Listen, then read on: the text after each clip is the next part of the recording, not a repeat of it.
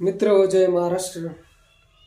Action Marathi चॅनलच्या माध्यमातून आपण लोकसभेच्या मतदारसंघ वाईज आढावा घेत आहोत. मतदारसंघ क्रमांक 33 मावळ. मावळ हा मतदारसंघ मुंबई, कोकण आणि महाराष्ट्र पठार यांना जोडणारा दुवा होय. कोकणातील 3 मतदारसंघ आणि पुणे जिल्ह्यातील 3 मतदारसंघ असे 6 मतदारसंघ मिळून मावळ लोकसभा मतदारसंघ झाला आहे. 2014 मध्ये येथे शिवसेनेतर्फे श्रीरंग बारणे यांनी राष्ट्रवादीचे राहुल नार्वेकर, आताचे ते विधानसभेचे सभापती आहेत ते, आणि अपक्ष उमेदवार लक्ष्मण जगताप यांचा पराभव केला होता. 2019 मध्ये येथे अजित पवारांचे लाडके चिरंजीव पार्थ पवार आणि शिवसेनेचे श्रीरंग बारणे यांच्यात जबरदस्त फाईट रंगली आणि पवारांचे पुत्र पार्थ पवार यांचा बारणेंकडून दारुण पराभव झाला. मित्र, हा मतदारसंघ जबरदस्त आणि तेवढाच लांबलचक आहे.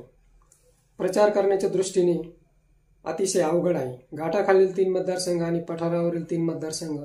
येथे माथेरान हे थंड हवेचे ठिकाण, लोणावळा, खंडाळा घाट, मुळशी डॅम आणि एकविरा देवी अशी पर्यटन स्थळे, देवस्थळे येतात. तसेच पिंपरी चिंचवडमध्ये अप्पूघर हेही प्रेक्षणीय स्थळ या मतदारसंघात येते. येथे रेल्वेच्या अनेक समस्या आहेत, कामगारांच्या समस्या आहेत, पथारीवाल्यांच्या समस्या आहेत. या समस्यांकडे कानाडोळा करून प्रत्येकजण आपली पोळी भाजून घेण्याचा प्रयत्न करत आहे. मतदारांचा हा अंडरकरंट कसा झटका देईल ते सांगता येत नाही. बारणे यांना हॅट्रिक करण्याची संधी होती, परंतु शिवसेना फुटीमध्ये त्यांनी शिंदे गटाला साथ दिली आणि आपलं कपाळ खडकावर आदळून घेतले. येथे शिवसेनेतर्फे अनिकेत घुले या यंग तरुणाला संधी मिळण्याची शक्यता आहे आणि हा मतदारसंघ महायुतीतून अजित पवार यांना सुटण्याची दाट शक्यता असून ते पार्थ पवारांसाठी तयारी करत आहेत. ह्या मतदारसंघांच्या समस्यांचा आढावा कुणालाच घेता येत नाही.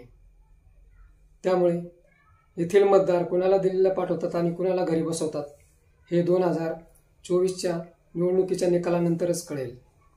उद्धव ठाकरेंनी इथे जबरदस्त फिल्डिंग लावलेली असून अनेक लोक शिवसेनेमध्ये प्रवेश करत आहेत. त्यांचा उद्धव ठाकरेंना किती फायदा होतो आणि दिल्लीला आपले किती शिलेदार घेऊन जातात ते त्या निवडणुकीच्या निकालानंतरच समजणार आहे. मित्र, हा व्हिडिओ आपल्याला कसा वाटला ते कमेंट बॉक्समध्ये जरूर सांगा. काही समस्या असतील तर त्या पण कळवा आणि आमच्या चॅनलला सबस्क्राईब करायला मात्र विसरू नका. धन्यवाद. जय महाराष्ट्र, जय हिंद.